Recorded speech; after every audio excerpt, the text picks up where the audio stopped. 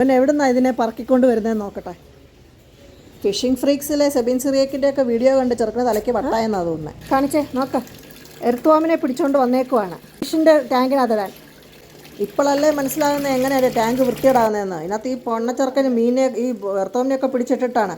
ഏതായാലും തിന്നുന്നുണ്ട്. ഇട്ട പാടെ അടിച്ചുകൊണ്ട് പോയി. കോഴിക്കാർപ്പൊക്കെ സൂപ്പറായിട്ട് കഴിക്കുന്നത്. പിന്നെയും കിട്ടിയോ? പിന്നെ കുറച്ച് പ്രോട്ടീൻസ് കൂടുതൽ കിട്ടട്ടെ. അവനും ഇഷ്ടമാണ് ഫിഷിനെ പിടിക്കാനും ഫിഷിങ്ങിന് പോകാനും ഒക്കെ. അപ്പോൾ പിന്നെ ഇരിക്കട്ടെ, എൻകറേജ് ചെയ്തേക്കാം അല്ലേ. ടാങ്ക് ഒന്നുകൂടെ ക്ലീൻ ചെയ്യണം, അത്രേ ഉള്ളൂ. എടുത്തോണ്ട് പോയി.